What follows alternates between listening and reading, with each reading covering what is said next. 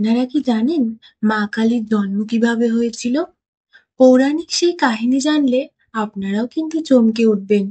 শাস্ত্র মতে আদ্যাশক্তি মা কালী বিশ্বব্রহ্মাণ্ড সৃষ্টির আদি কারণ। শিবের আরেক নাম কাল এবং তার স্ত্রী কালী। মা কালীর উৎপত্তি নিয়ে একাধিক কাহিনী রয়েছে সনাতন শাস্ত্রে।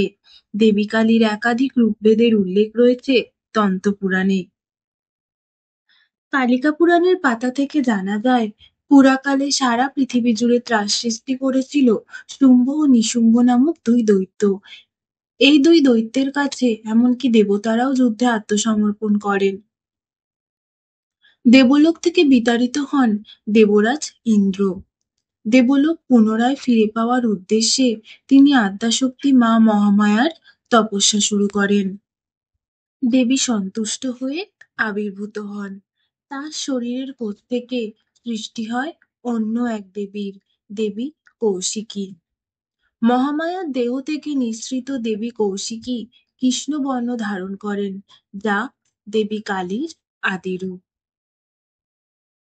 শক্তির দেবী হিসাবে শ্যামা বা কালী মূর্তির আরাধনা করেন শাক্ত বাঙালিরা। হিন্দু শাস্ত্রে বলা রয়েছে, তন্ত্রমতে যেসব দেবদেবীর পূজা করা হয় তাদের মধ্যে কালী পুজো অন্যতম। বলা হয়, যারা সাধনা করে সিদ্ধি লাভ করতে চান তারা তন্ত্রমন্ত্র ক্ষমতায় বিশ্বাসী। মানুষরূপী ঐশ্বরিক ক্ষমতার অধিকারী হতে চাইলে নিষ্ঠা সহকারে কালী পুজো করতে থাকুন। কালী পুজোর উৎপত্তি, বিকাশ এবং প্রচলন কথা সম্পর্কে নানা তথ্য চারিদিকে ছড়িয়ে রয়েছে। সেই সকল তথ্য কোনটা সত্য আর কোনটা মিথ্যা তা কিন্তু বলা মুশকিল। অতীত ঘাঁটলে তার উৎপত্তি সম্পর্কে নানা তথ্য আমরা পেয়ে থাকি। কালী মায়ের রূপের বর্ণনা আমরা সাধারণত কালীর যে রূপের দর্শনে পাই তিনি চতুর্ভুজা, অর্থাৎ তার 4টি হাতযুক্ত মূর্তি। এক হাতে খড়গ এবং অন্য হাতে অসুরমুণ্ড, এবং অন্য হাতগুলিতে তিনি বর এবং অভয় দান করেন।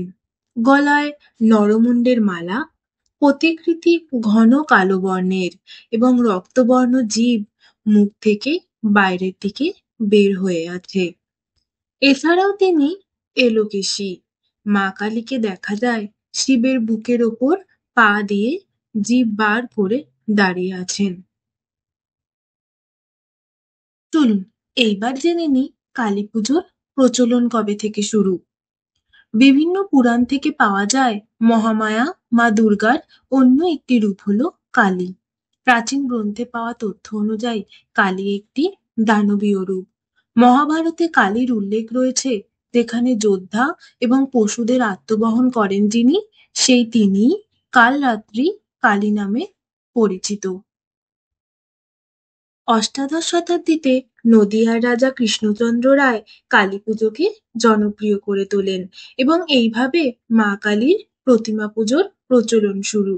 ঊনবিংশ শতাব্দীতে বাংলার বিভিন্ন ধনী জমিদারদের পৃষ্ঠপোষকতায় কালী পুজোর ব্যাপক প্রচলন শুরু হয়। শক্তির দেবী মা কালীর নানা পৌরাণিক কাহিনী বিদ্যমান।